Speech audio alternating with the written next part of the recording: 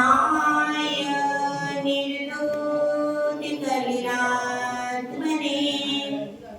सालोकानां त्रिलोकानां यद्विद्या दर्पणायते।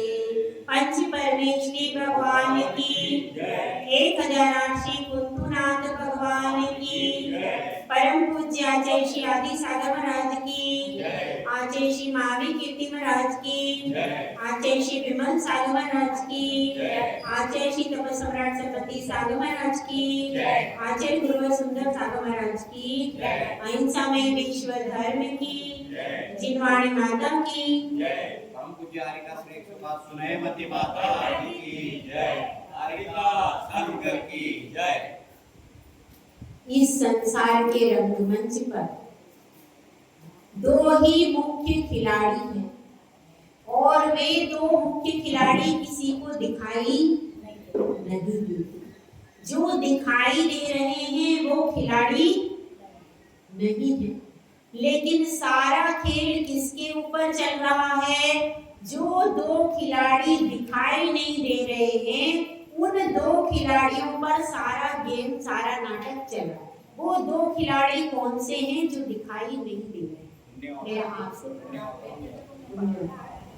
वे दो खिलाड़ी हैं पुण्य और पाप। जैसा जैसा वे जीवों को नचाते हैं वैसा वैसा जीवों को नाचना पड़ता है। तो वे दो खिलाड़ी हैं, तो उन दो खिलाड़ियों की बात यहाँ पर चल रही है। अब आचार्य श्री से प्रश्न किया है शिष्य ने कि हे गुरुदेव, इस संसार में कहा जाता है बाप भलाना भैया सबसे बड़ा रुपया। ना बाप बड़ा है ना भैया बड़ा है। अगर आपके पास में रुपया है तो आपकी कीमत है, यदि रुपया नहीं है तो कोई कीमत नहीं। तो सारी दुनिया में यही चीज बोली जाती है, संपत्ति चाहिए, धन चाहिए। धन से ही सारी दुनिया में सारे कार्य होते हैं। तो अब आप तो कह रहे हो, क्या कह रहे हो कि भक्ति ही सब कुछ है, तो भक्ति के लिए भी द्रव्य चाहिए, हर चीज के लिए संपत्ति चाहिए, लेकिन आप तो धन आदि का निषेध करते हो। आप कहते हो कि धन सब कुछ नहीं है, तो आप यह कैसे कहते हो?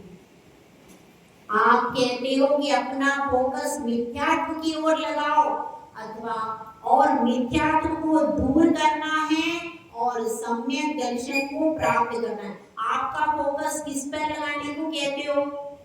मिथ्यात्व को ध्यान रखो कि आपके अंतस में कहीं किसी कोने से मिथ्यात्व तो नहीं प्रवेश कर रहा, और अपने सम्यक दर्शन रूपी रत्न को संभालो।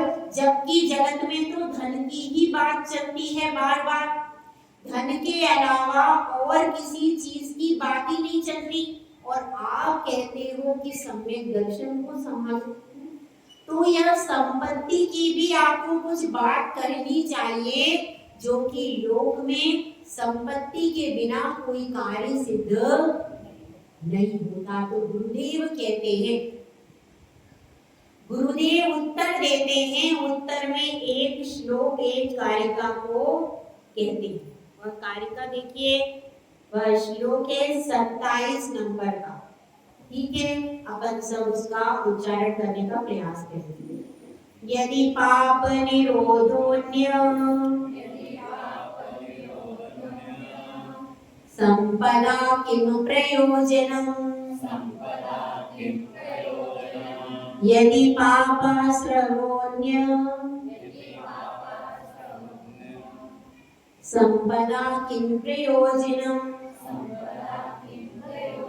इसमें कहा गया है, गुरुदेव कह रहे हैं कि यदि पाप का आश्रव हो रहा है, पाप का यदि प्रतिपल आश्रय हो रहा है, तो फिर आपकी संपत्ति का कोई प्रयोजन क्यों नहीं है? क्योंकि उस पाप का आश्रय होते होते होते क्या हो जाएगा। एक कहावत है, जिस दिन पाप का घड़ा भर जाता है उस दिन क्या होता है, उस दिन उस पाप का फल भोगना ही पड़ता है। तो कितनी ही आपके पास संपत्ति रखिए, यदि आप पाप का घड़ा भरते जा रहे हो तो एक दिन वो घड़ा, जिस दिन वो घड़ा भर जाएगा उस दिन पाप का फल आएगा, सारी संपत्ति एकदम विलीन हो जाएगी और आप दुर्गति में चले जाओगे। तो ऐसी संपत्ति से क्या प्रयोजन निकला। अगर हमने पाप कर करके संपत्ति को इकट्ठा किया, यदि पाप निरोधोन्य, यदि पाप का क्या हो गया है, निरोध हो गया, इसका मतलब क्या है, पाप का निरोध हो गया है, मतलब वह व्यक्ति पुण्य की प्राप्ति कर चुका है। दोनों बातों को समझना। यदि पाप का निरोध हो गया है यानी पाप अब नहीं आ रहा, उसके पास क्या है, पुण्य। दो में से एक चीज तो रहेगी, तो क्या है उसके पास, पुण्य। एक तो वे जीव हैं जिनके पास में पुण्य है, वो कौन है, आदित्य देव, और एक है सिद्ध देव। तो सिद्ध कैसे हैं कि उनके पास तो पाप भी नहीं है और पुण्य भी नहीं, दोनों ही प्रकृतियां नहीं। लेकिन यहाँ पर श्रावक की अपेक्षा से बात चल रही है कि यदि उसने पाप का निरोध कर दिया है, मतलब वह सप्त व्यसन का त्यागी हो गया है, 5 पापों का उसने एक देश त्याग कर दिया है, ऐसी अवस्था है तो वह पाप के निरोध के लिए प्रयत्नशील है। तो फिर संपत्ति से क्या प्रयोजन है, क्यों, क्योंकि यदि उसने पाप का निरोध करना प्रारंभ कर दिया है तो उसके पास कौन सी प्रकृति है, पाप मतलब यहाँ पर मिथ्यात्व, क्योंकि मिथ्यात्व को सबसे बड़ा पाप कहा गया। सबसे बड़ा पाप क्या है, मिथ्या। तो मिथ्यात्व सबसे बड़ा पाप है, तो उसका यदि निरोध हो गया तो आपके पास क्या होगा, यदि सम्यक्त्व हाथ में है तो फिर बड़ी से बड़ी संपत्ति उसके आगे धूल है। यदि आपने सम्यक दर्शन रूपी रत्न को प्राप्त कर लिया तो उस रत्न से विषय भोगों की हजारों अच्छी क्वालिटी की हजारों सामग्री आराम से खरीदी जा सकती। तो इसलिए आपको यदि और दुर्गति में भी नहीं जाता है, सम्यक्त में कहाँ नहीं जाता, ये भी इस ग्रंथ में आया, तो दुर्गति में भी नहीं जाता है सम्यक्त को प्राप्त करने वाला। तो जब उसकी दुर्गति समाप्त हो गई, उसके घर में भी क्या हो जाएगा, जो सम्यक दर्शन से विभूषित है उसका सम्यक रूपी रत्न उसकी आत्मा में रहेगा, जबकि बाहर का धन कितने दिन रहेगा, बाहर का धन थोड़े दिन रहेगा, एक भव में एक पर्याय में। लेकिन एक बार यदि सम्यक दर्शन की प्राप्ति कर ली तो भव भव में वो आपको नाना प्रकार के कष्टों से मुक्ति दिला दे। इसलिए यहाँ पर बात यह चल रही है, यदि पाप का निरोध कर दिया, यदि उसने मिथ्यात्व का निरोध कर दिया है, मिथ्यात्व का अनुदय कर दिया है, तो अब उस संपत्ति से क्या प्रयोजन है जो कि नश्वर है, क्योंकि जिसके पास में हीरा आ गया,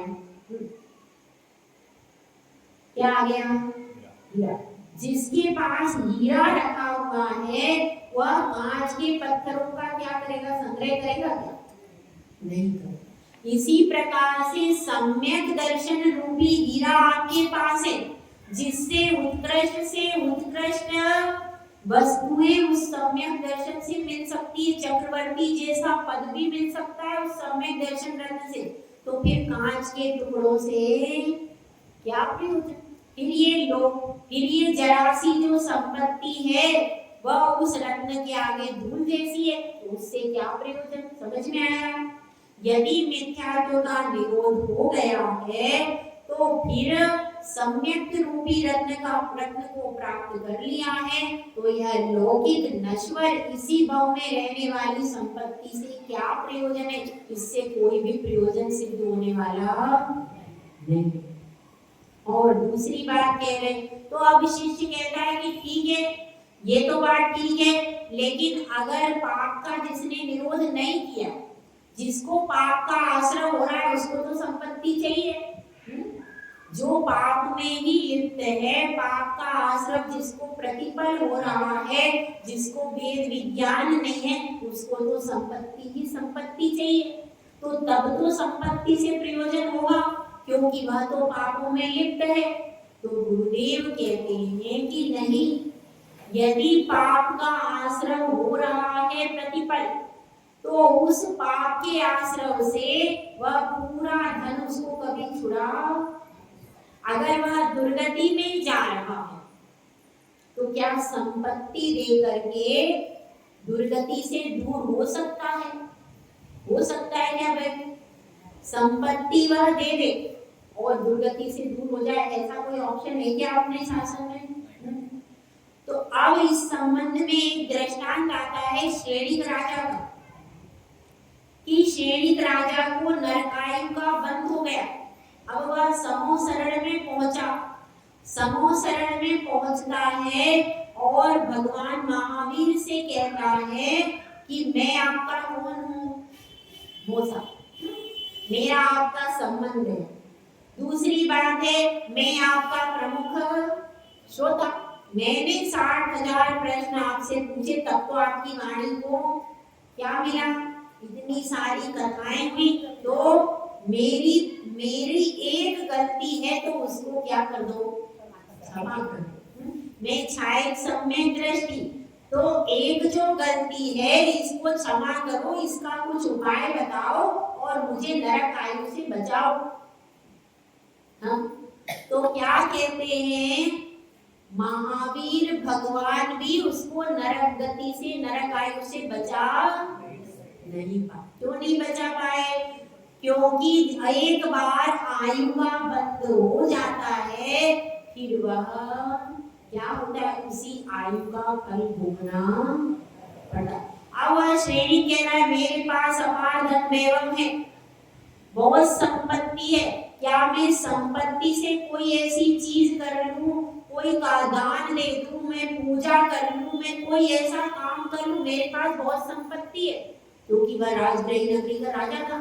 तो मेरे पास बहुत संपत्ति है, मैं उस संपत्ति से कुछ भी कर सकता हूँ, जो आप बोलो, सारी संपत्ति, सारा खजाना में लुटाने को तैयार हूँ। तो भगवान की वाणी में क्या आता है, हे श्रेणी, तुमने पहले जो पाप का आश्रम कर लिया है, अब वह पाप के आश्रम से तुमने आयु कर्म को बांध लिया। अब वह आयु कर्म एक बार बंधने के बाद फिर उसका कोई निराकरण नहीं है। तो तुम्हारी संपत्ति से जो तुमने यशोधर मुनिराज के ऊपर 500 कुत्ते छोड़े थे, जो तुमने गले में सर्प डाल दिया था, उसके द्वारा जो तुमने नरक का पाप अर्जित किया, तो तुम्हारा 7वें नरक का 33 सागर से कितने सागर की आयु बची? 84,000 वर्ष। 84,000 वर्ष की आयु तुम्हारी बची है, लेकिन उसके बाद जाना नरक में ही पड़ेगा। वो आयु का जो ठप्पा लग गया, वो 7 से 1 में तो आ गया, लेकिन जाना तो, अब तुम कितनी ही संपत्ति दो, कितना ही दान करो, अब तुम कुछ भी करो, यदि तुम पहले सचेत होते तो आज नरक में नहीं जाते। तो पूर्व में गलती के समय आयु कर्म बंध गया, तो अब आप कितना ही प्रयास करो, उसी आयु में जाना पड़ेगा, उसी गति में जाना पड़ेगा। ठीक है, तो यहाँ पर बात चल रही है, अब उसकी पूरी संपत्ति भी मिल करके निराकरण नहीं कर पाई। नरकायु में जाना था तो नरकायु में ही गया। अब उसकी पूरी संपत्ति का क्या प्रयोजन रहा?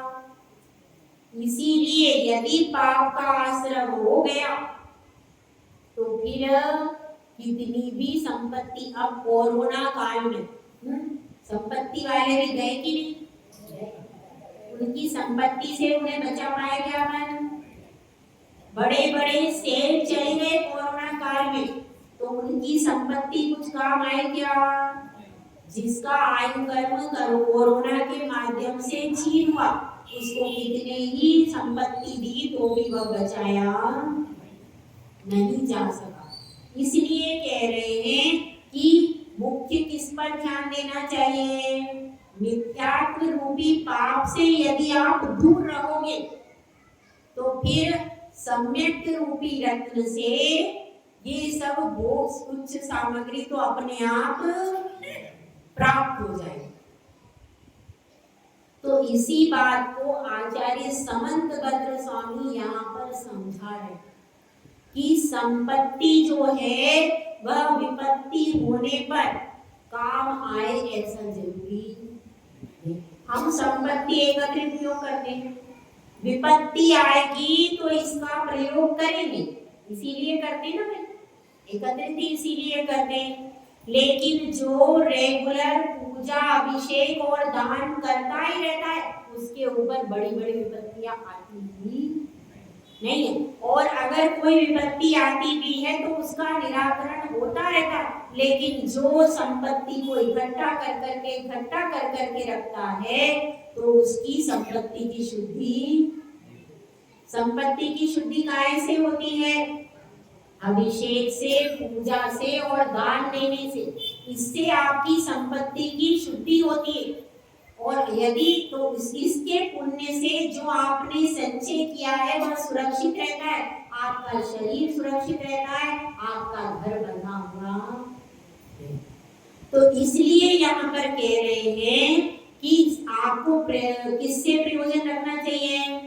सम्यक रूपी रत्न से प्रयोजन करो कि जिससे तुम 7वें नरक से 1 पर आओ और आगे तुमने तीर्थंकर पद को भी प्राप्त कर लिया। किसके बल से? क्योंकि तीर्थंकर प्रकृति आगे, इसमें तीर्थंकर प्रकृति का बहुत अच्छा वर्णन है कर्मकांड में। तीर्थंकर प्रकृति जो है वह 4थे गुण स्थान में ही बंधना प्रारंभ होती है। यदि आपके पास सम्यक रूपी रत्न है तब ही आप तीर्थंकर प्रकृति का बंध कर सकते हो।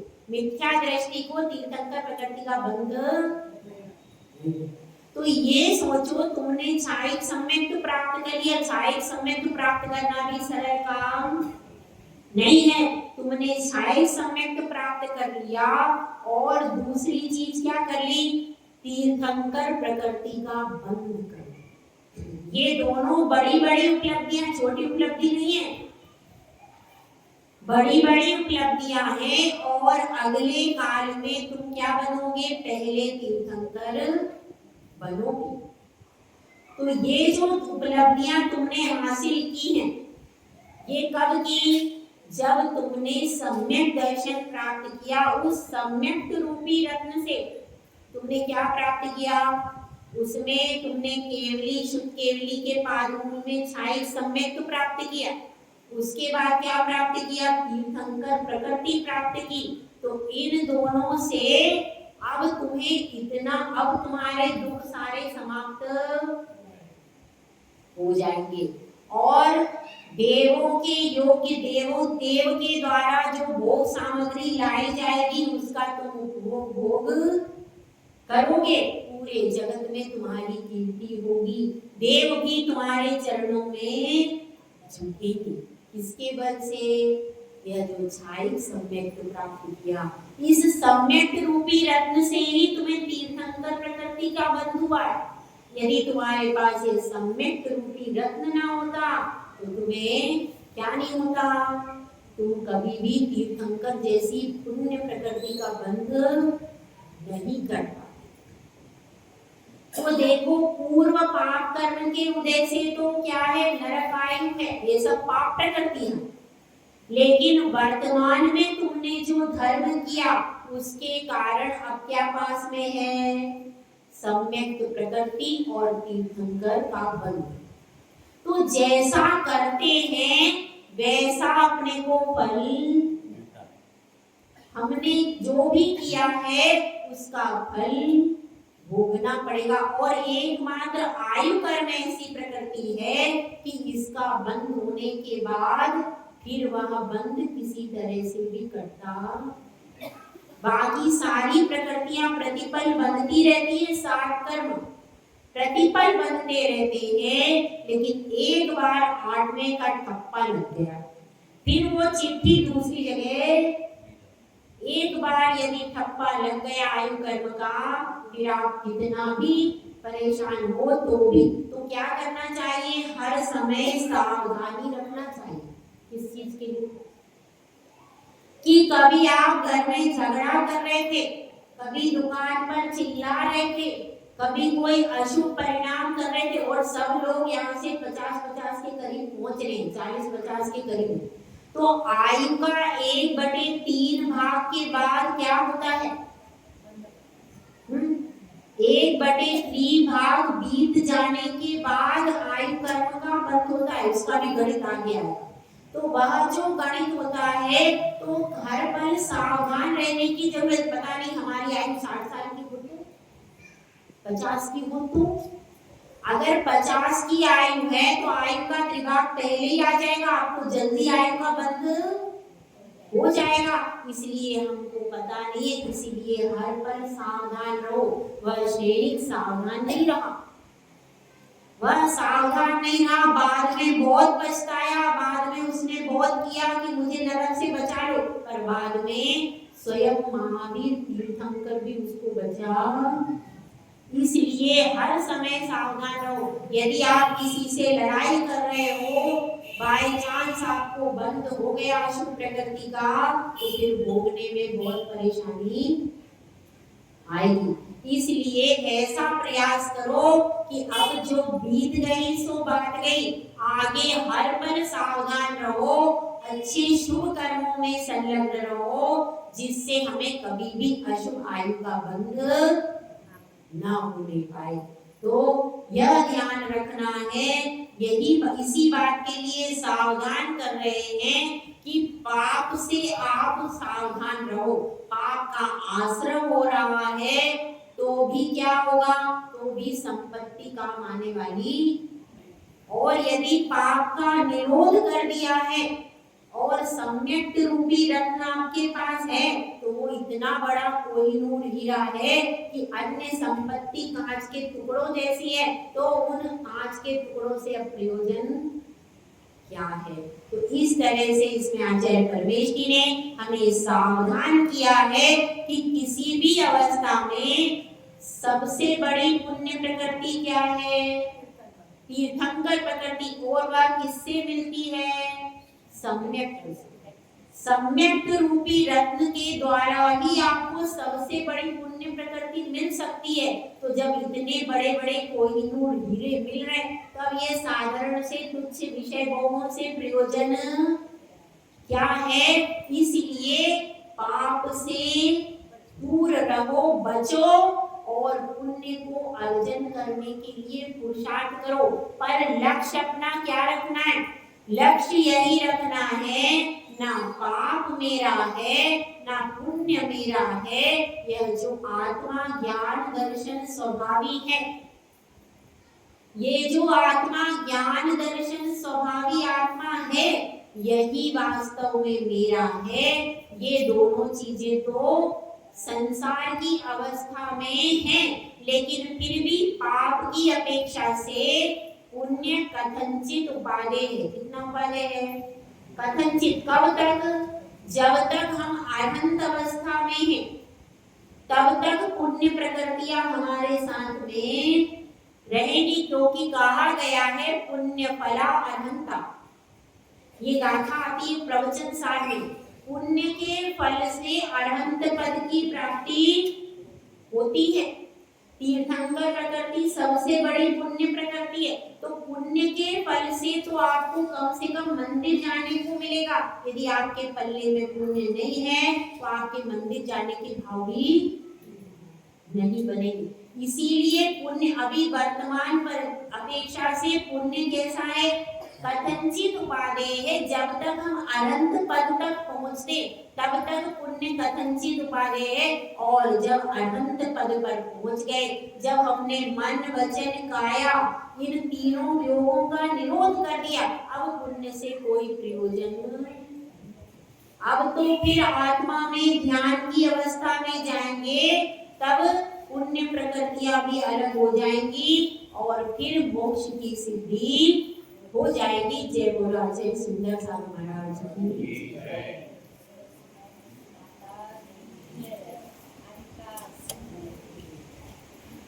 जय।